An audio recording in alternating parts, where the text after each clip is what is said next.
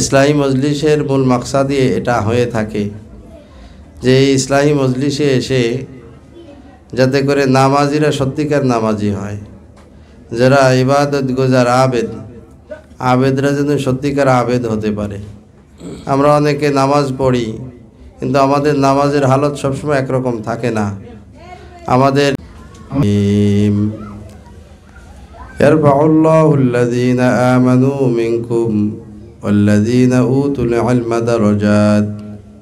وقال النبي صلى الله عليه وسلم إن الله يرفع بهذا الكتاب أقواما ويدع به آخرين، أو كما قال عليه الصلاة والسلام اللهم صل على محمد وعلى آل محمد كما صليت على إبراهيم وعلى آل إبراهيم إنك حميد مجيد اللهم بارك على محمد وعلى آل محمد كما باركت على إبراهيم وعلى آل إبراهيم إنك حميد مجيد।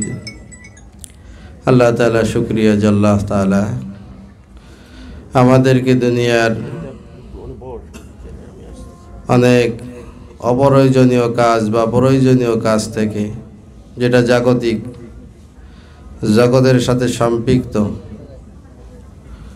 এমন কাজ থেকে আল্লাহ তাআলা পৃথক করে একটি ইসলাহী মজলিস, দ্বীনি মজলিস, সে মজলিসগুলোর অনেক দাম, যেখানে ইখলাসের সাথে কথা হবে, শ্রবণকারীরাও ইখলাসের সাথে শুনবে, এমন মজলিসের অনেক দাম আল্লাহ তাআলার কাছে।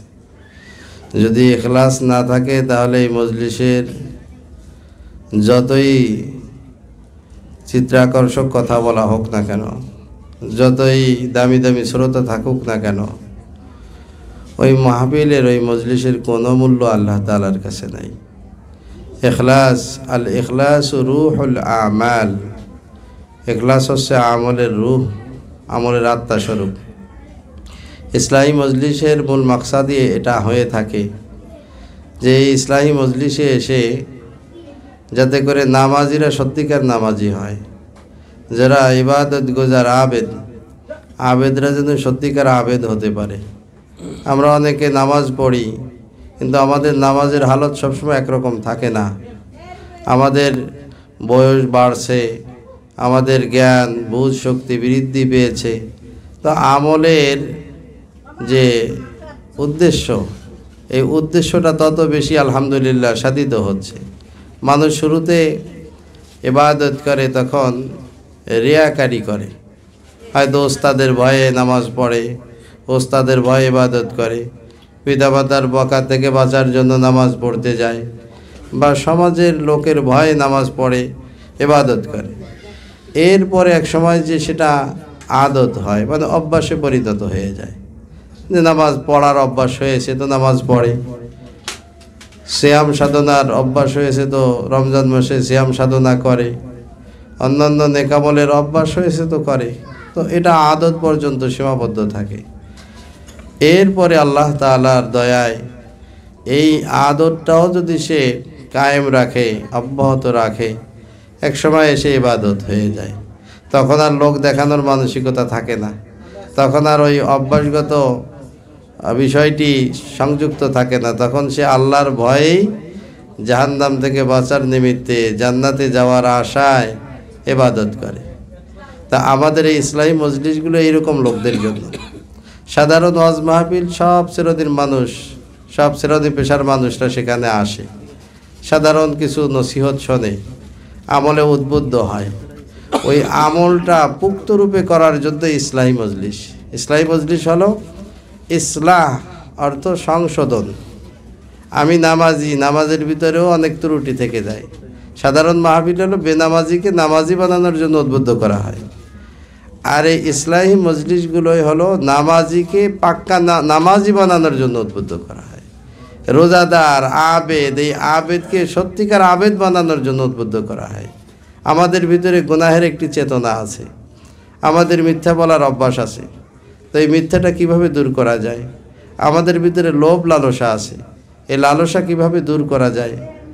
এরপরে আমাদের ভিতরে পরশ্রী কাতরতা আছে।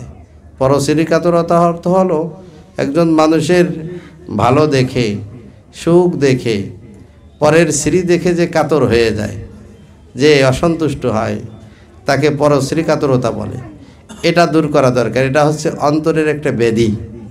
এই ব্যাধি যদি কারোর ভিতরে থাকে তাহলে এই ব্যাধি মানুষকে জাহান্নামে পৌঁছায় দেয়। এই ব্যাধি মানুষকে জাহান্নামে পৌঁছে। নামাজি সে, কিন্তু তার ভিতরে পরশ্রী কাতরতা আছে, তার ভিতরে অধৈর্য আছে, অল্পতে অধৈর্য হয়ে যায়।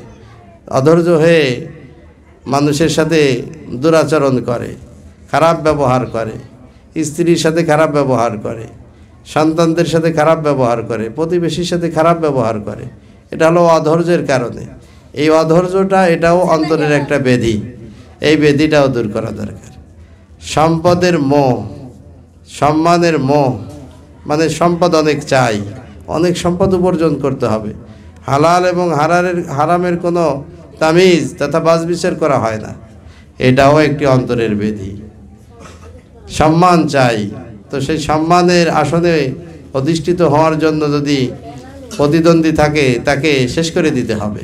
এই যে মানসিকতা, এটাও অন্তরের ব্যাধি থেকে আসে। এই ইসলামী মজলিসগুলোতে এই অন্তরের ব্যাধি দূর করার আলোচনাগুলো হয়। এই জন্য আমাদের উচিত প্রত্যেকটা নামাজি যারা আছে, এখানে যারা আসছি সবাই দিনকে ভালোবাসি। এই জন্যই তো এখানে এই ইসলামী মজলিসে আসছি। এই মজলিসগুলোয় সুরের আলোচনা হয় না। এই মজলিসগুলো আলাদা কোনো চিত্র আকর্ষক কোনো বিষয় থাকে না। কাটা কাটা কিছু কথা, যে কথাগুলো যিনি বলেন তিনিও ইখলাস নিয়ে বলেন, দিল থেকে নিংড়ানো কথাগুলো বলেন, দরদ নিয়ে বলেন। উম্মতের দরদ যদি থাকে তাহলে সে বলতে পারে যে কীভাবে উম্মত জাহান্নাম থেকে বাঁচবে, কিভাবে জান্নাতি হয়ে যাবে। এই মানসিকতা যিনি পোষণ করেন তারাই ইসলামী আলোচনা করেন। আর যারা শুনতে আসেন ওই খোদা নিয়েই আসেন, যে আমার এই খোদাটা কিভাবে নিবারণ করা যায়। আমি তো নামাজ পড়ি কিন্তু নামাজে তো স্বাদ আসে না, তিলাওয়াতও করি কিন্তু তাও তো স্বাদ পাই না, জিকির আজকারে মজা নাই, আর আমার গুনাহ করতে কেন ভালো লাগে। এই যে মানসিকতা, অন্তরের যে একটা ব্যথা, এই ব্যথা নিয়ে আমরা আসি। আল্লাহ সুবহানাহু ওয়া তাআলা এই যে মজলিস, বড় দামি মজলিস,